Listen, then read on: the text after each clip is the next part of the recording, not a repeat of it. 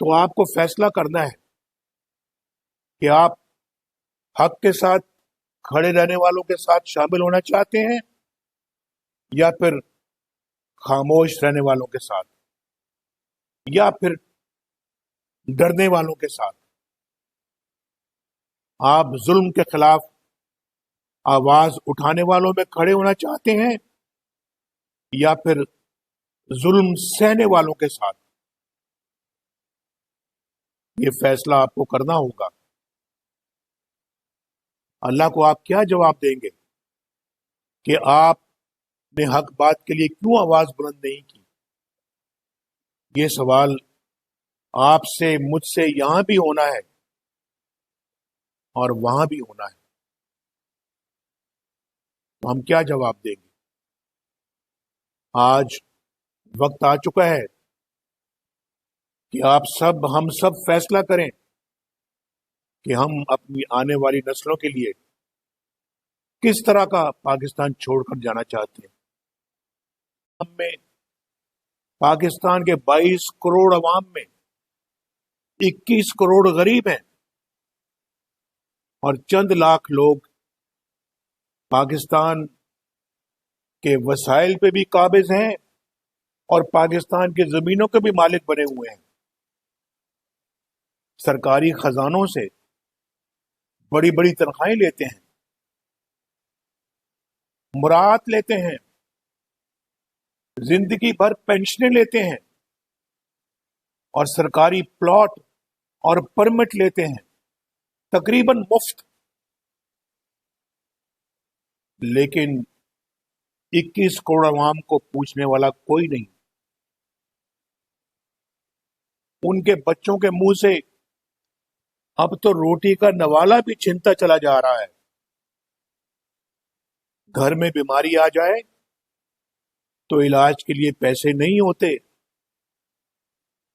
جائیداد بیچ کر گروی رکھ کر علاج کروانا پڑتا ہے.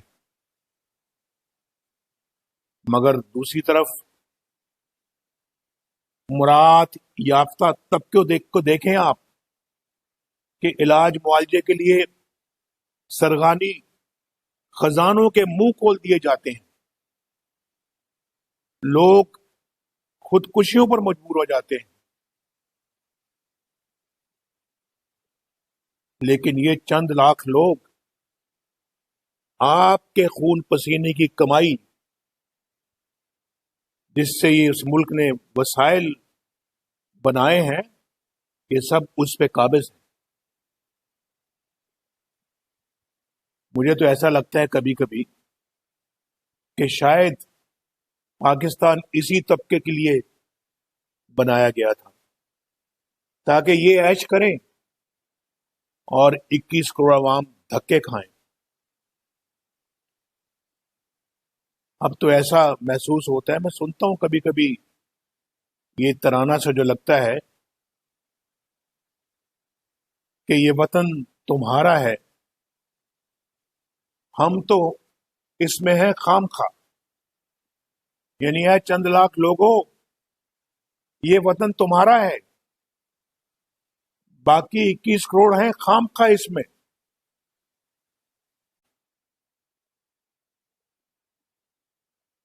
لیکن کوئی کب تک عوام کے ساتھ ہونے والی ان زیادتیوں کو برداشت کر سکتا ہے؟ کب تک؟ جو کچھ ہو رہا ہے کوئی کب تک اس پہ خاموش رہ سکتا ہے؟ کوئی کب تک ظلم سہ سکتا ہے؟ کوئی کب تک پاکستان کے ساتھ ہونے والے اس کھلواڑ کو برداشت کر سکتا ہے؟ آج جن کا کام سیاست کرنا نہیں وہ سیاست کر رہے ہیں، جن کا کام ملک چلانا نہیں وہ حکومتیں بنا رہے ہیں اور حکومتیں گرا رہے ہیں. اندازہ کیجئے. پھر کہتے ہیں پاکستان آگے کیوں نہیں بڑھتا، پاکستان ترقی کیوں نہیں کرتا، پاکستان کیوں بیٹھتا جا رہا ہے. میرے بھائیوں، دوستوں، بہنوں، چاہے آپ جلسے میں میری گفتگو سن رہے ہیں یا آپ یوٹیوب پہ سن رہے ہیں، کیونکہ میرا تو ٹیلی ویژن پہ آنا انہوں نے بند کر دیا ہے. ان کو میری باتیں اچھی نہیں لگتی، میں سچ بولتا ہوں، میں حق بات کرتا ہوں، تو لہذا ان کے اندر میری باتیں سننے کا حوصلہ نہیں ہے، اس لیے میری آواز ٹی وی پر انہوں نے بند کی ہوئی ہے. ایک وہ شخص جو 3 مرتبہ ملک کا وزیر اعظم رہ چکا ہو، اس کی آواز بھی بند کر دی ہے انہوں نے، لیکن ایسے بند ہوگی نہیں، وہ اپنی خوش فہمی میں ہے. میری بات اللہ کے فضل و کرم سے پاکستان کے عوام کے گھر گھر میں پہنچ رہی ہے، اور انشاءاللہ آئندہ آنے والے دنوں میں اور پہنچے گی. تو آپ کو فیصلہ کرنا ہے. قید و بند میں دھکیلا گیا. جسٹس شوکت صدیقی کو کہا گیا کہ نواز شریف اور مریم نواز شریف کی سزائیں برقرار رکھو، ورنہ ہماری 2 سال کی محنت ضائع ہو جائے گی. کیا آپ یہ سوال نہیں پوچھنا چاہیں گے کہ یہ الفاظ کس نے کہے؟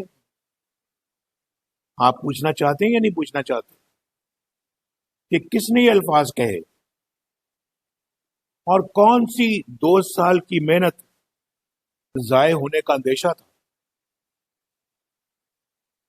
یہ میرے محترم دوستوں وہی لوگ ہیں جو ووٹ چوری کر کے عمران خان کو لے کر آئے ہیں اور 22 کروڑ عوام کے سر پر اس کو مسلط کر دیا ہے. یہ وہی لوگ ہیں. میں اور آپ سب اپنے رب کے حضور جواب دہ ہیں کہ جب پاکستان پہ یہ کڑا وقت آیا، ہم خاموش کیوں رہے؟ چند جرنیلوں نے پورے نظام انصاف کو یرغمال بنا لیا. ہم خاموش کیوں رہے؟ چند لوگوں نے پورے نظام کو سیبوٹاج کر کے رکھ دیا. ہم خاموش کیوں رہے؟ انصاف پسند اور گاڈ فیئرنگ ججوں کے خلاف منصوبے بنتے رہے تو ہم خاموش کیوں رہے؟ جعلی مقدمات میں بے گناہوں کو سزائیں دلوائی گئیں، ہم کیوں خاموش رہے؟ آپ کا ووٹ چوری ہو گیا، ہم خاموش کیوں رہے؟ آر ٹی ایس بند کرایا گیا، آر ٹی ایس بند کروایا گیا، ہم خاموش کیوں رہے؟ اور ریاست کے اوپر ریاست بنائی گئی، ہم خاموش کیوں رہے؟ عوام کا چولہا بجھ گیا، غریب کی روٹی چلی گئی، آٹے کے لیے لائنوں میں لگ گئے، غریب کی پونجی لٹ گئی، ہم خاموش کیوں رہے؟ مہنگائی، غربت اور بے روزگاری آسمان سے باتیں کرتی رہی، اتنی زیادہ ہو گئی کہ آسمان کو چھو گئی، ہم خاموش کیوں رہے؟